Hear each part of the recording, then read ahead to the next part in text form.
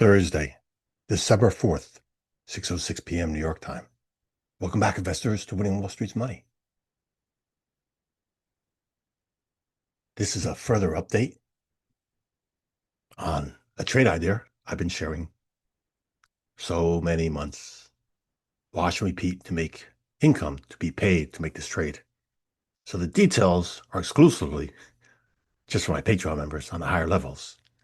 So this will be a rather brief video showing the concept.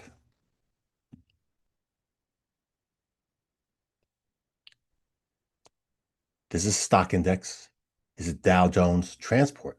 Has 20 companies listed on it. So this index, we're looking at a 20-year history, and each candle's a month. Here's the high of 2021. Here's the high of 2024. We're below those highs. We haven't taken them out yet. What happened is today, we made a new high for the year. We took out the prior high of this year. Here. Yep. Here's the weekly. Again, new high for the year. This will be done. Close of this week. We have a gap here that has not been filled yet. And this is the daily chart. Let me cue it in for 1 year. There we go, 1 year. New high for the year. Again, here's that gap, hasn't been filled yet. So now we know this Dow index, the Dow Transportation Index, has 20 companies in it. And the index made a new high for the year. That being said, let's go look at what's inside the index. That's the individual companies. Comparing leadership and see what's really happening under the hood for transportation stocks.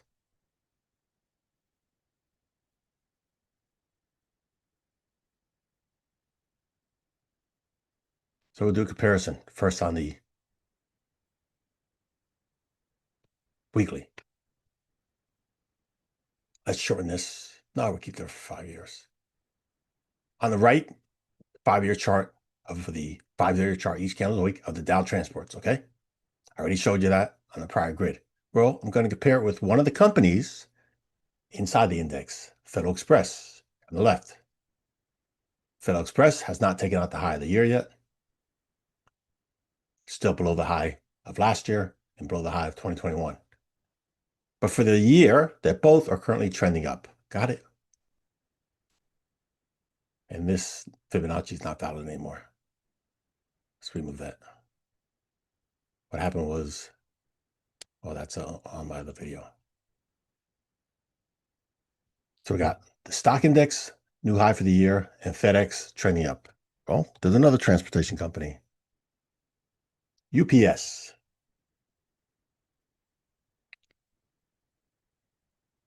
Five-year chart, each candle's a week, big difference.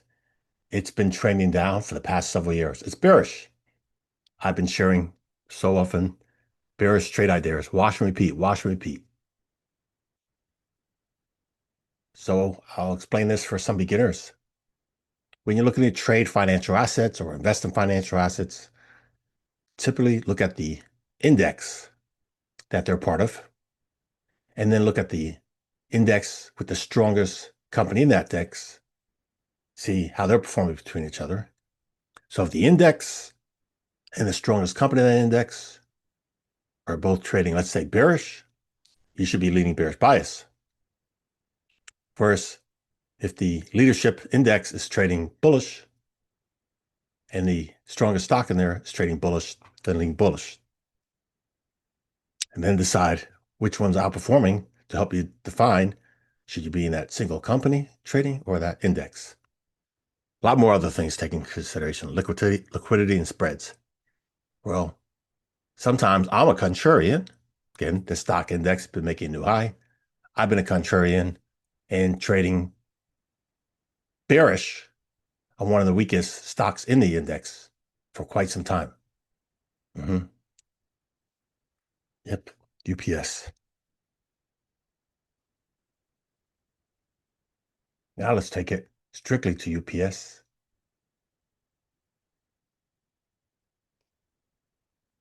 three grids, the far right weekly, the middle daily, and the left 30-minute.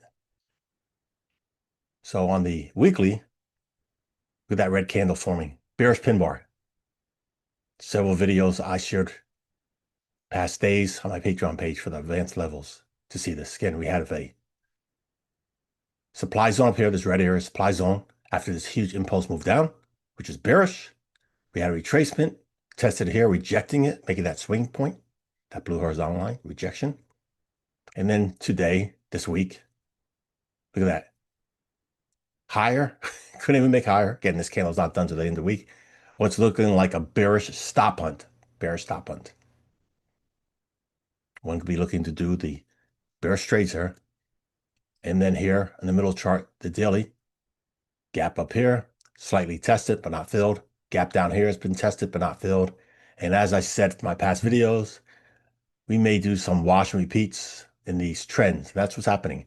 We had the prior trends went bullish on that gap up, bearish. Several trades in here took both directions and it's very sweet for credit. So here was a swing point. That blue horizontal line, the blue one down here. So the blue one down here was taken out down there. I'm going to remove it. That was a reversal. Up here, taken out and reversal. I'll show you again. There were fake outs.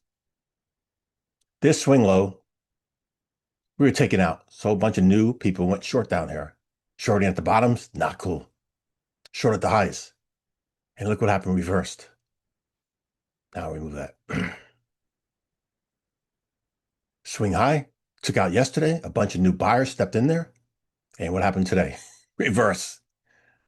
I don't buy on the highs. I'll wait for a pullback if I'm bullish. But I've already been short in here. Huge bearish engulfing candle up here.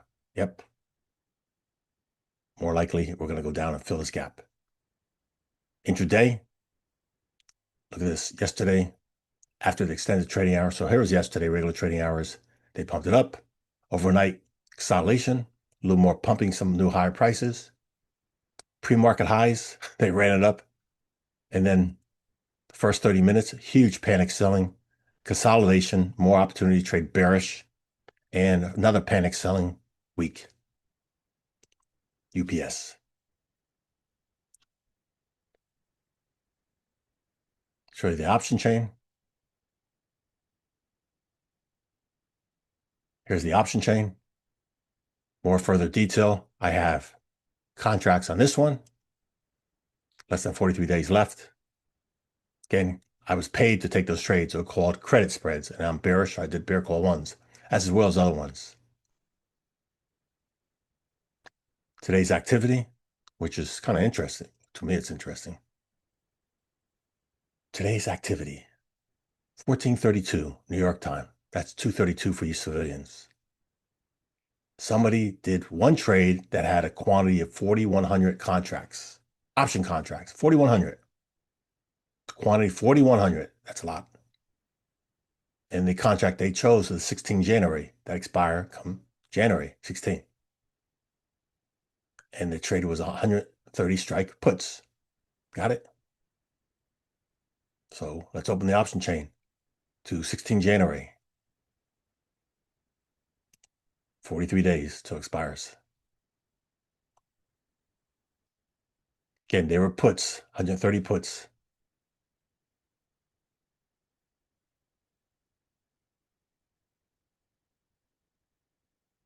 Oops, too much. Let's reduce that. Reduce a little bit more. There we go. So the puts are on this side, on the right. Here's the 130 strike. Go over the 130 strike and look at the open interest. So at the open in the morning, before the market started, or at the close of the prior day, open interest is 510.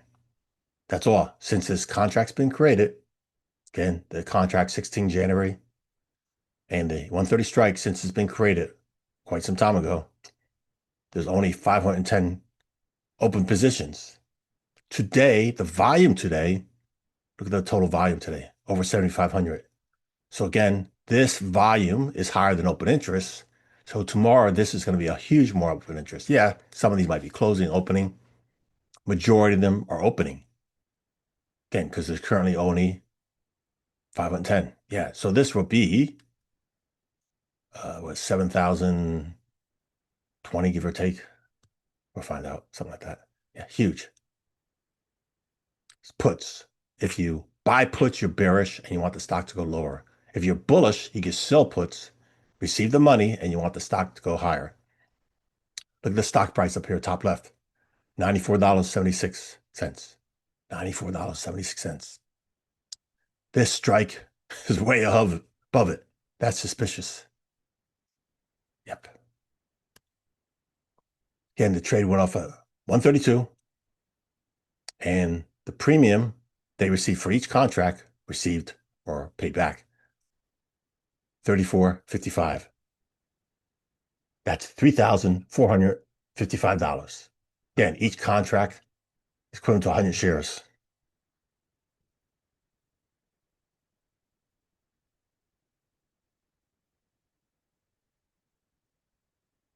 Times, let's see, 4,100. Wow, that was a couple of $1 million. Huge. Well, a lot more. Huge. And because the numbers are white, that means they got filled between the bid and ask. So it's hard to determine if they were buying the puts or selling them. Because again, the price got filled between those two.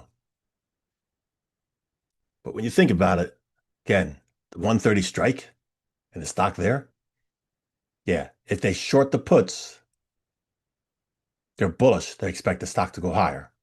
Well, they would want it to go above 130 to get there, not to have the stock put back to them. Yeah, that's real. Not logical. Not likely. Yeah, up here, 130, not likely. Well, okay. So then if they didn't short the puts, then they bought the puts. If they bought the puts, they're expecting the stock to go lower. Well, if they're expecting the stock to go lower, they paid a lot of money for those puts. And when you buy those puts, again, here's the stock right here. And if they bought the puts, again, buying the puts is bearish. If they bought the puts here, because they're so far out of the money, as this goes down faster, those premiums will go up faster in value. So they had a lot of money able to do that trade, and they will have a good return. Nice. Again, but they have time.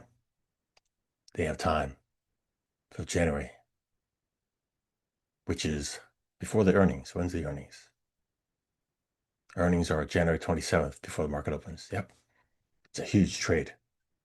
So again, I'm thinking more likely they went out and bought the puts and expected the stock to go lower. That's directional trade.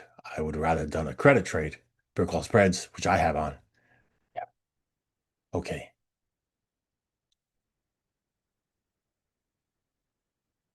Thank you as always, spend just a little time with me. That's it for the video. Thank you for watching.